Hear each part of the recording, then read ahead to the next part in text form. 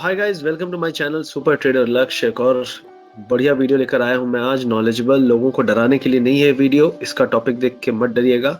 सबसे इंपॉर्टेंट चीज़ है कि आपको जानने की ये ज़रूरत है कि आपको करने की क्या ज़रूरत है, और उसके सेंसिबल तरीके से समझिएगा कि आपको एक्शन लेना है। आपका पैसा है, आपका पैसा लगा हुआ है, आपको लगाने की फिराक में हो, तो आपको क्या करना चाहिए। सबसे बढ़िया डिसीजन इस समय पे, जब मार्केट ऑल टाइम हाइज पे है, global market all time highs पे है, तो हमें क्या करना चाहिए ये जानना बहुत जरूरी है। तो इसके बारे में ये वीडियो होगा, और एग्जैक्टली यहाँ से क्या मार्केट बहुत बड़ा फॉल दे सकता है, कितना फॉल दे सकता है, उसके बारे में भी मैं पॉसिबिलिटीज के बारे में बात करूंगा, और कुछ स्टॉक्स लेकर बताऊंगा कि ये जो बेस्ट स्टॉक्स है जिन्होंने बहुत अच्छा परफॉर्म किया पिछले कुछ दिनों में, पिछले कुछ महीनों में और पिछले एक साल में, उन पे हमें क्या करना चाहिए, उन पे हमें अभी घुसे रहना चाहिए या और लेना चाहिए, या फिर हमें निकल जाना चाहिए। तो ये सब चीजों के बारे में बात करूंगा। पूरा फैक्चुअल रहेगा, यहाँ पे कोई हवाई बातें नहीं करने वाला हूँ मैं। तो अगर आप चैनल पे नए हैं तो इसको सब्सक्राइब कर दीजिए, वीडियो अच्छा लगे तो लाइक करिएगा और शेयर भी जरूर करिएगा अपने दोस्तों को, क्योंकि वो हेडलाइन की खबर देख के डरे ना, जो भी न्यूज में चलेगा। क्योंकि जिस दिन मार्केट गिरेगा उस दिन हल्ला ऐसा मचेगा, सब लोग भागेंगे। लेकिन अगर उन्हें सेंसिबल डिसीजन क्या लेना है पता है,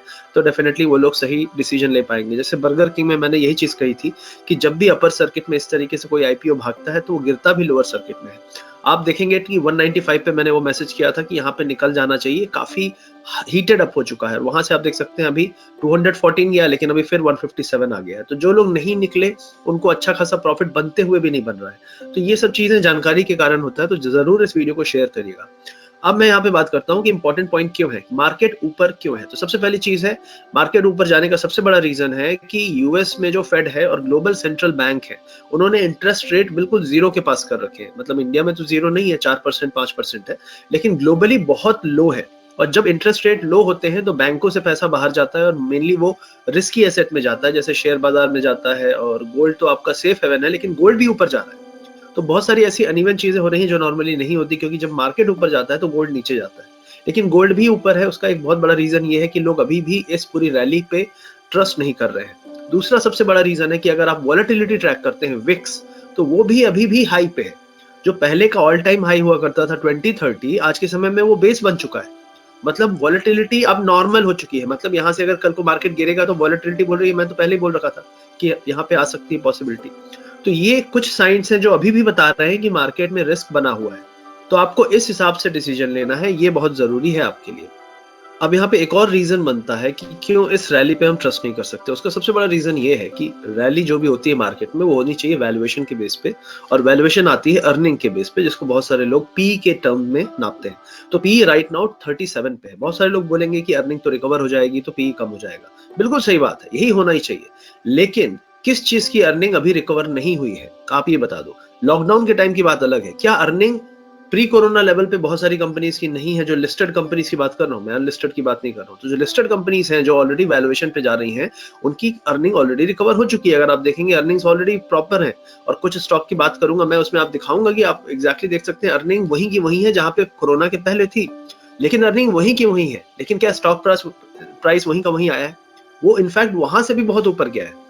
अब ये हो सकता है कि भाई जिसकी अर्निंग रिकवर हो गई उस पर आप ज्यादा पैसा डाल रहे हो, लेकिन यहाँ तो पूरे के पूरे मार्केट में ही पैसा डाला जा रहा है, राइट? तो ये दिखाता है कि कोई भी ऐरा गैरा स्टॉक भाग रहा है, और उसका सबसे बड़ा प्रॉब्लम जो खामियाजा भुगतना पड़ेगा, पूरे के पूरे मार्केट को भुगतना पड़ेगा। उसका रीजन सिंपल है कि ये पूरा मार्केट चलता है आपकी साइकोलॉजी पे। सब लोगों को लग रहा है चीजें सस्ती है, सब खरीदते हैं। जब सबको लगेगा कि यार ये तो गिर रहा है, निकलो, तो सब लोग बेचेंगे। तब क्या करोगे? जिस तरीके से ऊपर जा रहा है उसी तरीके से नीचे आएगा। कहां तक आ सकता है वो लेवल्स भी हम देखेंगे।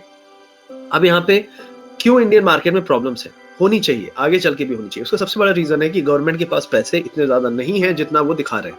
गवर्नमेंट के पास एक्सपेंडिचर्स के लिए जो रिसोर्सेज हैं वो धीरे धीरे श्रिंक हो चुके हैं, और वो अभी भी रिकवर नहीं हो रहे हैं। गवर्नमेंट को अपनी जो भी बहुत सारी चीजें प्राइवेट करनी पड़ रही हैं, बेचनी पड़ रही हैं, उस पैसे को रिकवर करने के लिए।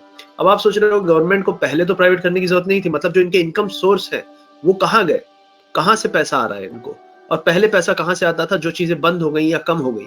तो ये बहुत बड़ा चैलेंज है कि जो आपके इनकम सोर्स है वो धीरे धीरे कम हो गए, और आपको चीजों को बेच बेच के आपको खर्चा चलाना पड़ रहा है, जो कि कभी भी किसी भी कंट्री के लिए अच्छा नहीं होता है। आप बोलोगे हम प्राइवेटाइज कर रहे हैं, हम अपना मोनेटाइज कर रहे हैं, सब ठीक है, लेकिन पहले हालत तो नहीं थी ऐसी। तो ये एक सबसे बड़ा चैलेंज है कि कब तक आप बेचोगे और क्या क्या बेचोगे। अभी एलआईसी के आईपीओ की बात चल रही है। एलआईसी के आईपीओ में इतनी लिक्विडिटी सक होगी कि पूरा पूरा मार्केट सिर्फ एलआईसी के आईपीओ के चक्कर में ही गिर जाएगा। सीरियसली यही है। और अभी मेरे को ऐसा लगता है कि इस मार्केट को उठाने के पीछे जो एक ओवरऑल माहौल क्रिएट किया गया, उसका सबसे बड़ा रीजन ये है कि एलआईसी के आईपीओ को बहुत अच्छे माहौल में लाना चाहती सरकार। क्योंकि अगर अच्छे माहौल में नहीं आई और उसके डर से ही लिक्विडिटी पहले ही निकलने लगी, तो डेफिनेटली उसको बहुत अच्छा रिस्पॉन्स नहीं मिलेगा। जैसे आपने देखा था एसबीआई का जो कार्ड का आया था आईपीओ, उसी टाइम पे कोरोना आ गया, बहुत हाइप था उसमें, उसको देना था 100%, लेकिन वो लिस्ट ही वहीं पे हुआ जहां पे उसको खुलना था। तो इस तरीके से आप देख सकते हैं कि ये पूरा माहौल हो सकता है एलआईसी आईपीओ के लिए, क्योंकि एलआईसी आईपीओ बहुत ज्यादा पैसा रेस करने वाला है। तो पहली चीज ये है। दूसरी चीज है, बहुत सारे लोग बोलेंगे नहीं यार सरकार के पास पैसा है, आपको पता नहीं है। तो मैं आपको दिखाना चाहता हूँ, centre's expenditure 240% of the income this fiscal deficit at 7.7। ये जो डेफिसिट होता है ना, ये दिखाता है कि अगर 100 रुपए कमाई सरकार ने तो 107 रुपए खर्च कर रही है। मतलब जितना कमाई हो रही है उससे ज्यादा खर्च कर रही है। मतलब ये जो एक्स्ट्रा है ये बोरो करना पड़ रहा है। ठीक है, अब यहाँ पे दिखा रहा है कि 240% इन्होंने खर्च कर दिया। इसका मतलब ये नहीं है कि सरकार की इनकम बहुत थी तो बहुत खर्चा कर दिया। इनकम इतनी कम हो गई और खर्चे तो इनको जो ऑलरेडी करने हैं वो तो करने ही पड़ेंगे, इसलिए जो एक्सपेंडिचर है 240% दिखा रहा है। लेकिन रियल पिक्चर मैं आपको दिखाता हूँ क्या है। रियल पिक्चर ये है कि फाइनेंस मिनिस्ट्री और जो भी आप जितनी मिनिस्ट्रीज हैं उन्होंने खर्चे कम किए हैं। उन्होंने जो एक्सपेंडिचर है जो प्लान था उससे बहुत कम किया है, क्योंकि अर्निंग ही नहीं हुई है, कमाई ही नहीं हुई है। और यहाँ पे एक और चीज आपको बोलूंगा, स्टिमुलस की बात जो बहुत सारे लोग स्टिमुलस करते रहते हैं कि बजट में ये होगा वो कुछ नहीं होगा, सिर्फ हेडलाइन बनाई जाएगी और हेडलाइन के बेस पे ही आपको, अभी 20 लाख करोड़ का आया था, किधर गया? अभी 10 लाख करोड़ का फिर आएगा, फिर 50 लाख करोड़ का आएगा, ये आता रहेगा। लेकिन अल्टीमेटली जब सरकार के पास पैसा ही नहीं है, देखिए कमिटमेंट एक चीज होती है और रियलिटी एक चीज होती है। कमिटमेंट आप कर दो लेकिन रियलिटी के लिए पैसा भी तो चाहिए। तो फिस्कल स्टिमुलस यही हर जगह है कि फिस्कल स्टिमुलस की बातें हो रही हैं, लेकिन यहाँ तो खर्चा चलाने के लिए पैसा नहीं है। और गवर्नमेंट जो बोल रही है कि इकोनॉमी सुधरेगी, हम ज्यादा खर्च करेंगे, लेकिन उसके लिए खर्च करना पड़ेगा। बोलने से नहीं होगा कि हम बोल रहे हैं कि खर्च करेंगे तो हो जाएगा, इकोनॉमी रिकवर हो जाएगी। स्टॉक मार्केट ऐसा ही है, स्टॉक मार्केट बोलने से रिकवर हो सकता है, लेकिन रियल इकोनॉमी जब तक खर्च नहीं करोगे नहीं रिकवर होगी। और रियल इकोनॉमी अगर रिकवर नहीं होगी और रियल इकोनॉमी के जो बाकी सेक्टर्स जो अभी पिटे पड़े हैं वो रिकवर नहीं होंगे, तो मार्केट जिस हवा पे ऊपर गया है वो हवा, वो बबल जो है बस्ट होता है। और इसीलिए मैं बोलता हूं कि ये मार्केट में गिरने के चांसेस इसलिए आई हैं क्योंकि इन्होंने सब खुशखबरियां पहले ही प्राइस इन कर ली। अरे ये होगा वो होगा, सब कुछ अच्छा होगा, बहुत अच्छा होगा, ऐसा नहीं है। तो आपको समझना पड़ेगा, ये पॉइंट बहुत इंपॉर्टेंट है। दूसरी चीज है, ये जो पी रेशियो है इसके बारे में एक पॉइंट आपको दिखाना चाहता हूं कि जनवरी में जो पी रेशियो था वो बहुत हाई था। सब बोल रहे थे यार यहाँ से मार्केट गिरना चाहिए, और कोरोना एक न्यूज आया जिसके बाद वो गिरा। तो 28 चल रहा था उस टाइम पे। उसके बाद क्या हुआ, एक मौका मिला बैंकों को, दबा के इन्होंने इंटरेस्ट रेट कम किए। इंटरेस्ट रेट कम करने से किसको फायदा होता है? जो बोरोवर होता है। इकोनॉमी में बूस्ट डायरेक्ट नहीं होता है। जब आप लोगों की जेब में पैसा डालते हो, उनकी इनकम सोर्स क्रिएट करते हो, तब इकोनॉमी बूस्ट होती है, ना कि सिर्फ इंटरेस्ट रेट कम करने से। इंटरेस्ट रेट का सबसे बड़ा मिसयूज यही होता है कि जब इंटरेस्ट रेट कम होते हैं, दुनिया भर के जितने रईस लोग हैं वो पैसा बोरो करते हैं और स्टॉक मार्केट में सीधा खेल खेलते हैं। और बड़ी बड़ी कंपनी अपने एक्सपेंशन प्लान इसी टाइम पे करती है, क्योंकि कंपनीज को कभी फर्क नहीं पड़ता। आप बताइए कौन सी ऐसी कंपनी है जो दिवालिया निकली होगी? रिलायंस की बात कर लीजिए, कोई भी कंपनी ले लीजिए, नहीं होगा, ऐसा होगा ही नहीं। और आज देखिए 18 दिसंबर का 37.8, ये हाईएस्ट पी है अभी तक का। 28 पे हिस्टोरिकली पढ़ाया जाता था कि 28-30 पे मार्केट को बहुत ओवरहीट हो चुका है, वहां से गिरने के चांसेस है। अब आप बोल रहे हो 37 अपने आप हो जाएगा 28, बिल्कुल सही बात बोल रहे हो, लेकिन किस बेस पे होगा? अर्निंग के बेस पे होगा। अर्निंग किस बेस पे सुधरेगी? एक्सपेंडिचर पे। एक्सपेंडिचर कौन करेगा? गवर्नमेंट, उसके पास तो पैसा ही नहीं है। तो किस बेस पे ये पूरा बनाया जा रहा है, ये सबसे बड़ा सवाल है। तो आपको, मैं नहीं कह रहा कि आप मेरे पे भरोसा करो किसी पे, लेकिन सोचो, आप अपने से सोचो, क्या आपके यहाँ बहुत डेवलपमेंट काम हो रहा है, सब कुछ हो रहा है, बहुत खर्चा हो रहा है? आप खुद सोचो, तो ये आपको एक बहुत बड़ा झटका देगा। दूसरी चीज है यहाँ पे, कुछ इंडेक्स हैं वर्ल्ड वाइड, उनके जो स्ट्रक्चर है उनकी बात कर रहा हूँ। ये नैस्डैक है। नैस्डैक लास्ट टाइम जब गया था ऊपर, ये 2000 के आसपास का टाइम है, 2000 का, जो टेक बबल की बात कर रहे थे, टेक बबल बस्ट हुआ था। ये क्या है? ये कौन सा बबल है? आप खुद सोचो। ये ट्रम्प भाई का बबल है, ठीक है। फेड को पुश करके, इंटरेस्ट रेट को कम करा के और अनलिमिटेड क्यूई करते जाएंगे, पैसा डालते जाएंगे, बैलेंस शीट बढ़ाते जाएंगे। आप लास्ट प्रेस कॉन्फ्रेंस में पावेल को देखेंगे, जवाब नहीं आ रहा था, मुंह से थूक निकल रहा था कि अरे क्या बोलूं। सवाल लोग सीधे पूछ रहे थे, लेकिन वो जवाब घुमा घुमा के कर रहा था, क्योंकि उनके पास सीधा जवाब नहीं है कि वो क्यों ये करना चाहते हैं। क्यों? आपने बोरोड मनी को पुश किया है तो वापस भी तो लेना है उसे। जब वापस लोगे तो कैसे मार्केट नॉर्मली होगा? आप ये समझो, इस मार्केट में जो गवर्नमेंट और आरबीआई जो भी पैसा डालती है, जो भी रिजर्व बैंक पैसा और क्वांटिटेटिव ईजिंग करती है, वो पैसा बोरोड है, उसको वापस पे करना है। मतलब ये पैसा वापस बाहर भी आना है। जब ये पैसा बाहर आएगा तो क्या होगा? तो ये हमेशा ऐसे ही होता है। और फेड कभी लॉस नहीं खाएगी, गवर्नमेंट कभी लॉस नहीं खाएगी, आरबीआई कभी लॉस नहीं खाएगी। आपको पता होगा लास्ट ईयर आरबीआई ने 1,20,000 करोड़ जो है गवर्नमेंट को दिया था, जो उसने प्रॉफिट कमाया था। किधर से कमाया था? मार्केट में ट्रेडिंग करके। मतलब आरबीआई भी, जो भी कई इंस्ट्रूमेंट्स होते हैं, चीजें होती है जिसमें आरबीआई भी खिलाड़ी है। तो ये कहने की बात कि आरबीआई तो हमारा रक्षक है, नहीं, आरबीआई भी उसी गेम में खेल रहा है जहां पे आप खेल रहे हो। तो ये चीज आपको समझनी है। दूसरी चीज यहाँ पे बात करता हूँ कि शंघाई कॉम्पोजिट है। ये वाली रैली की बात मैं हमेशा करता हूँ कि चाइना में आई थी और सब लोग इसके पीछे पीछे भागे थे। 2015 की बात है ये। तो आप देख सकते हैं यहाँ पे जो रैली है, ये रैली थी जब दुनिया ने चेस किया था उसको, फिर उसी तरीके से गिरा। मैं नहीं कह रहा उस हाई तक गिरा, लेकिन कहां पे आया? 1900 2000 पे आया, और कितने साल लग गए इसको अभी तक रिकवर। तो इस तरह की जब भी रैली आई है, कम से कम 5 इयर्स तक मार्केट ने बिलो एवरेज रिटर्न दिए। कुछ स्टॉक्स अच्छा करेंगे, कुछ नई कंपनीज आएंगी जो अच्छा करेंगी, लेकिन ओवरऑल मार्केट के रिटर्न्स उतने अच्छे नहीं होंगे, क्योंकि उन्होंने ऑलरेडी चीजें प्राइस इन कर ली है। और यही चीज आज का मार्केट भी कह रहा है। आप देख सकते हैं ये हाल है निफ्टी का। तो निफ्टी 50 ऑलरेडी आप देख सकते हैं लास्ट टाइम ये 2008 का था, उसके बाद ये पहली बार पागल की तरह ऊपर जा रहा है। इसका जो अगला 2-4 साल होने वाला है वो हमेशा फ्लैटन होगा।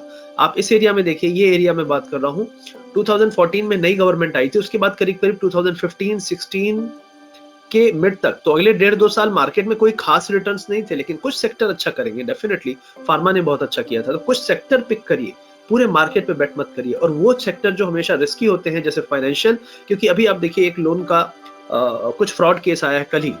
अब ये एक केस आया है, कितने और केस हैं जो नहीं आते, कितने और केस हैं जो छोटे छोटे हैं, जिनको आप अगर टोटल मिला दो। और आरबीआई अपनी हर साल रिपोर्ट में बोलता है कि इस साल 1.5 लाख करोड़ का फ्रॉड हुआ, पिछले साल 2 लाख करोड़ का हुआ। ये छोटे छोटे मिला के हम 10,000 करोड़ के नीरव मोदी वाले केस को हुआ बना रखे हैं। हर साल उतने उससे 10 गुना ज्यादा केस होते हैं। तो ये भी आपको समझना पड़ेगा कि कौन सा सेक्टर ज्यादा खतरे वाला है।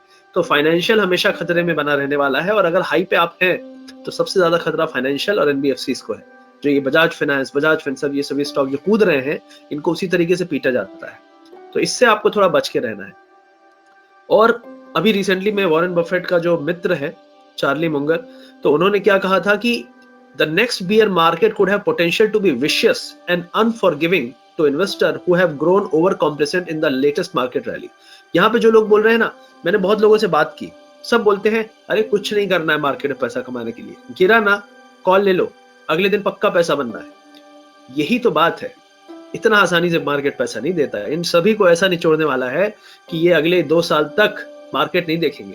और मैंने भी एक सर्वे किया था अपने यूट्यूब में, उसमें मैंने पूछा कि कितने सारे लोग किस एक्सपीरियंस के हैं, तो एक आइडिया तो लग ही जाता है। तो उस आइडिया में ऑलमोस्ट 60+ लोग जो हैं वो पिछले 1 साल में आए हैं मार्केट में, और जो 40% है वो पुराने हैं। तो ये 40% तो देख चुके होंगे सब चीजें, ये 60% लोगों को अभी देखना बाकी है। तो बहुत बड़ा एरिया है और बहुत ज्यादा रिस्क है इनके लिए। लेकिन ठीक है, आई होप ऐसा ना हो, आई होप आपको भगवान सद्बुद्धि दे। लेकिन फिर भी अब हम बात कर लेते हैं यहाँ पे कुछ स्टॉक्स की। अब स्टॉक में ये एनालिसिस किया मैंने, एक ये स्टॉक था, तो हर बार ये अपना एक ट्रेंड लाइन बना रखा है, लॉन्ग टर्म है, वीकली टाइम फ्रेम में।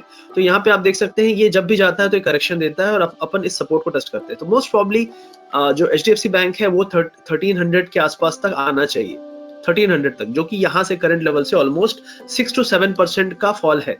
तो 7% एचडीएफसी जैसा स्टॉक फॉल करेगा, मतलब बैंक निफ्टी का लीडर, मतलब बैंक निफ्टी में भी 7% एवरेज फॉल आएगा, मतलब 7% मतलब यहाँ से 2000 पॉइंट गिरेगा। तो क्रैश आएगा नहीं आएगा मुझे नहीं पता, लेकिन मेरे हिसाब से एक डिसेंट फॉल भी 2000 से 2500 पॉइंट का बैंक निफ्टी में आना चाहिए। डिसेंट फॉल बोल रहा हूँ। और अगर कोई प्रॉब्लम आ जाए, जैसे अभी कल यूके में लॉकडाउन की बात हुई, अभी इंडिया में तो कुछ पता ही नहीं है, मतलब लोगों में हर्ड इम्यूनिटी है कि हम हर्ड में चल रहे हैं, हमें भरोसा ही नहीं हो रहा कि यहाँ पे कोरोना है। जब किसी के घर में कुछ होता है तब समझ में आता है अरे यार ये तो है। तो इस तरीके से है। लेकिन फिर भी अगर कुछ प्रॉब्लम आती है तो आप यहाँ से लोअर लेवल पे इस एरिया पे जा सकते हो, लेकिन अभी इमीडिएटली 1300 के आसपास इसको सपोर्ट मिल जाना चाहिए। तो ओवरऑल बैंक में भी करीब करीब 6 to 7% का फॉल मोस्ट प्रॉब्ली आ सकता है, वर्स्ट केस सिनेरियो बोल रहा हूँ। और अगर वो भी टूट गया तो फिर जरूर कुछ बड़ा न्यूज होगा, बड़ी गड़बड़ होगी, तो उसकी बात हम आगे चल के दोबारा कर सकते हैं। अब जुबिलेंट फूड वर्क्स एक स्टॉक है जिसके बारे में बात करना चाहता हूँ। ये स्टार्ट हुआ था सितंबर 19 में। इसका जो आप देख सकते हैं सेल्स था 988 करोड़, 1000 करोड़, अभी 805 करोड़ है। सितंबर क्वार्टर जो अभी गया, सब कुछ खुल चुका है। डोमिनोज आई थिंक अप्रैल या मई से खुल गया था, डोमिनोज में कोई दिक्कत नहीं आई, ऑनलाइन डिलीवरी चल रही थी, सब कुछ चल रहा था। लेकिन इसकी जो सेल्स है वो आप देख सकते हैं 805 करोड़ है। क्या वो हाईएस्ट लेवल पे है जो अभी हमने देखी पिछले 2 साल में? नहीं, अभी भी हाईएस्ट लेवल पहुंच जाएगी। चलो अगले क्वार्टर हम फिर वेट कर लेते हैं, फिर वेट कर लेते हैं, फिर वेट कर लेते हैं। क्या स्टॉक प्राइस वेट करेगा एक जगह पे? नहीं। तो अगर स्टॉक प्राइस वेट नहीं करेगा तो कितना गिर सकता है उसके बारे में बात करेंगे। दूसरा स्टॉक है एशियन पेंट्स। तो एशियन पेंट्स में आप देख सकते हैं ठीक ठाक ग्रोथ है, लेकिन ओवरऑल रिकवरी है, कुछ बहुत एक्स्ट्राऑर्डिनरी नहीं हुआ है यहाँ पे भी। अब हम इनके चार्ट्स देख लेते हैं। तो ये है एशियन पेंट्स, ये प्री कोरोना लेवल था और ये है आपका पोस्ट कोरोना। तो आप देख सकते हैं हम कहां पे थे और कहां पे हैं। तो क्या अर्निंग करंट लेवल से डबल होने वाली है? जो शेयर प्राइस 50% ऊपर है, क्या अर्निंग भी एटलीस्ट 30-35% बढ़ने वाली है? अगर बढ़ने वाली है तो अच्छी बात है, अगले क्वार्टर देख लेते हैं, वेट करेंगे। लेकिन अगर नहीं बढ़ी तो इसके वापस इस एरिया में आने के चांसेस हैं। तो यहां से 400 पॉइंट के लिए आप अगर फॉल के लिए तैयार हो तो आप इसको ले लो। लेकिन अगर नहीं हो और ऑलरेडी आप घुसे हुए हो तो ये टाइम है आपका प्रॉफिट बुक करने का।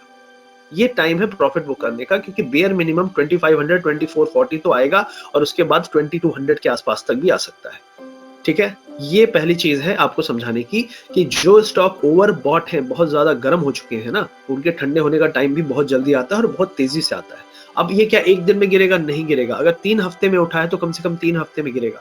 तो जिस महीने भी ये बड़ा फॉल स्टार्ट होगा, एटलीस्ट वो 1 मंथ या 20 डेज तक आपको मार्केट गिरता हुआ दिखेगा।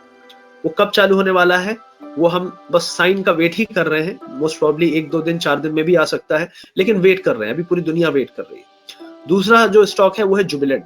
अब जुबिलेंट में क्या चल रहा है? जुबिलेंट में तो यार मैंने अर्निंग्स भी आपको दिखाई, इतनी कुछ खास इंप्रूवमेंट नहीं है, ठीक ठाक सब कुछ चल रहा है। तो जुबिलेंट में मेरे हिसाब से ये एरिया जो है, ये फ्रॉथ है, ये बहुत ज्यादा ओवरहीटेड है। मेरे हिसाब से इसको यहाँ पे आना चाहिए, इस एरिया में आना चाहिए। इस एरिया में आपको अगर ये आया तो आपको करंट लेवल से करीब करीब 700 पॉइंट का फॉल मिलेगा, जो कि करीब करीब 25% का फॉल हो सकता है। तो अब मैं ये नहीं कह रहा कि आप तुरंत निकल जाओ, मैं कह रहा हूं आप सोचो क्या करना है।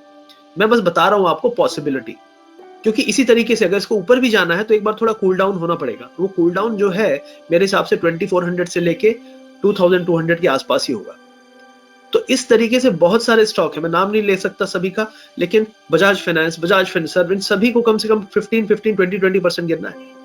लेकिन इस एरिया पे आप बोलो कि बाय करना है, नहीं बाय करना है तो 2200 पे बाय करोगे तो अच्छी वैल्यू है, और गिर गया तो और ले लेंगे, कोई दिक्कत नहीं है। और अगर किसी को प्रॉफिट बुक भी करना है तो 20-30-40% कुछ तो बुक करो। कुछ में तो फील करो कि हाँ यार चलो मैंने थोड़ा सा बुक कर लिया था, थोड़ा सा है तो रखा रहेगा। सेम चीज मैंने बर्गर किंग में बोली थी, धीरे धीरे प्रॉफिट बुक करो, कभी पूरा पछतावा नहीं होता। यही चीज आपको करनी है, यहाँ पे डरना नहीं है, समझदारी के साथ जहां पे प्रॉफिट बन रहा है। Profit is not a profit until it is booked, so book it, simple, right. तो ये सभी चीजें आपको देखते हुए समझ में आ रहा होगा कि क्या ओवरऑल पूरे मार्केट में चल रहा है, निफ्टी में क्या चल रहा है, बैंक निफ्टी में क्या चल रहा है। ये जो यूफोरिया है ना, ये बहुत डेंजरस होता है, ये कब पलट जाए हमें पता नहीं, क्योंकि इतिहास गवाह रहा है, इतिहास गवाह रहा है, जब भी ऐसा हुआ है तो पलटता है ही। नैस्डैक की बात कर लेते हैं ना, नैस्डैक में अभी रिसेंटली यहाँ पे एक पलटा था, फिर सेकंड टाइम ये कोरोना वाला फॉल आया, उसके बाद अभी हम ऊपर है। कब हम पलटेंगे 20-25% हमें नहीं पता, लेकिन होगा वैसे ही। क्योंकि ये इसलिए नहीं होगा कि फिर वही है मार्केट बंद करो यही हल्ला मचेगा, लेकिन ये इसलिए होता है क्योंकि सबको एग्जिट करना है। मार्केट में क्यों अनवाइंडिंग होती है? क्योंकि लोग प्रॉफिट में ज्यादा हैं। अगर लोग लॉस में होंगे तब तो पैनिक वाली अनवाइंडिंग होगी, सर्किट्स लगेंगे। मैं सर्किट की बात नहीं कर रहा हूं, मैं बात कर रहा हूं प्रॉफिट में हो। अगर आप हो 100% प्रॉफिट में तो आप बोलोगे यार 80 हो गया, 70 हो गया, अब मैं निकल रहा हूं, 60 हो गया, अब मैं निकल रहा हूं। जैसे जैसे ये लोग का प्रॉफिट कम होता जाएगा, लोग उसी रफ्तार से बढ़ते जाएंगे जो निकल रहे हैं। और यही रीजन है कि मार्केट रिवर्स बहुत तेजी से होता है। मैं नहीं कह रहा कि मार्केट अभी तुरंत क्रैश हो जाएगा, लेकिन अगर छोटा सा भी साइन आपको मिलने लगे तो आपको सबसे पहले क्या करना है, उस साइन के पहले भी आप सोचो ना कि किसी स्टॉक में अच्छा खासा प्रॉफिट मिल रहा है और वो स्टॉक ऑलरेडी अपने 1-2 साल के जो पॉजिटिविटी को फैक्टर इन कर रहा है, तो अगले 2 साल क्या मूव करेगा वो। और यही सोच के साथ आपको इन्वेस्ट करना चाहिए, यही सोच के साथ आपको एग्जिट भी करना चाहिए अपनी जो भी प्रॉफिटेबल पोजीशन है। बाकी ये वीडियो सिर्फ आपकी इंफॉर्मेशन के लिए है, पी है, बहुत लोग पीसीआर पे वीडियो बनाएंगे, पी पे बनाएंगे, सब कुछ ठीक है, ठीक है, लेकिन अल्टीमेटली पर्पस ये है कि क्या एशियन पेंट्स 2600 से 2900 चला जाएगा। लेकिन अगर एशियन पेंट पलटा हाई से तो कितना गिर सकता है? क्या ऊपर का ज्यादा है, रिस्क कितना है और रिवॉर्ड कितना है? रिवॉर्ड सिर्फ 100-150 रुपीज है, रिस्क कितना है? 500 रुपीज। क्या मैं 500 रुपीज का रिस्क ले सकता हूँ सिर्फ अगले 100 रुपए के लिए, जब मैं ऑलरेडी अच्छे वैल्यू पे बाय किया था? ये आपको सोचना है और इस बेस पे डिसीजन लेना है। आई होप ये वीडियो आपको अच्छा लगा होगा। अगर अच्छा लगा तो ज्यादा से ज्यादा लोगों को तक शेयर करिए और अवेयरनेस बढ़ाइए कि डर के मार्केट में पैसा नहीं बनता, buy the dip, sell the bounce, sell the rally. अगर रैली अच्छी खासी आ चुकी है तो उसको सेल करना ही समझदारी होती है, और पूरा सेल करके भाग जाना भी बेवकूफी होती है। धीरे धीरे प्रॉफिट बुक करो, धीरे धीरे एंट्री करो जब भी मार्केट अच्छे वैल्यूएशन पे मिले, और यही तरीका है इन्वेस्ट करने का। आई होप ये वीडियो आपको अच्छा लगा। Thank you.